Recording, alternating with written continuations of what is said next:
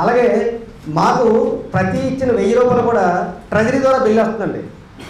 Treasury ద్వారా 1000 రూపాయలు bill వస్తుంది. గవర్నమెంట్లో 11 నెలలు దాటి 12 నెలల్లో గవర్నమెంట్ ద్వారా బిల్లు తీసుకుంటే గవర్నమెంట్ నుంచి రావాల్సిన 6,900 రూపాయలు ఏదో లేబర్ యాక్ట్ ప్రకారం స్కేల్ ఉంది సార్. ఆ జీతం కూడా ఇప్పించమని మేము కోరుతున్నాం సార్. అలాగే ప్రభుత్వం నుంచి ఏమైనా రావాల్సిన ఇంక్రిమెంట్లు కానీ సౌకర్యాలు కానీ రావాలని కోరుకుంటున్నాం. మాకు ఉద్యోగ భద్రత కావాలని కంపల్సరీ అంటే మొత్తం ఇప్పుడు మన ఆంధ్రప్రదేశ్లో 26,000 మంది సుమారు ఉన్నారండి.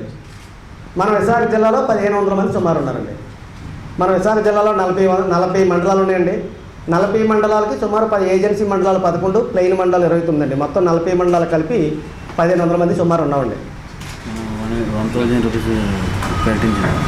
అలాగే సార్ ఒక విషయం, మేము ఏంటంటే బాబు గారు వచ్చినట్టే రైతు రుణమాఫీ పథకం అయితే మేము ప్రకటించారు కదండి.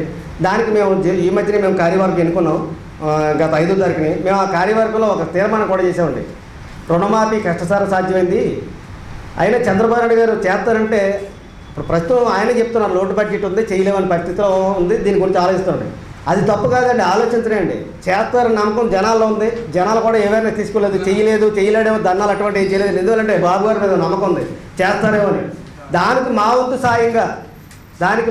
సాయంగా విశాఖ జిల్లా ఆధార రైతుల నుంచి 1 నెల గౌరవ వేతనం 15 లక్షల రూపాయలు సుమారుగా మేము ఈ రైతు రుణమాఫీ పథకానికి మన సీఎం గారికి అందజేయడానికి కూడా మేము ప్రకటించడం జరిగింది సార్. మా దగ్గర సర్టిఫికేట్స్ 10th క్లాస్ క్వాలిఫికేషన్ మీద అందరి దగ్గర సర్టిఫికేట్స్ తీసుకొని ఇంటర్వ్యూస్ పెట్టి మాకు కూడా ట్రైనింగ్ ఇచ్చి ఎగ్జామ్స్ పెట్టి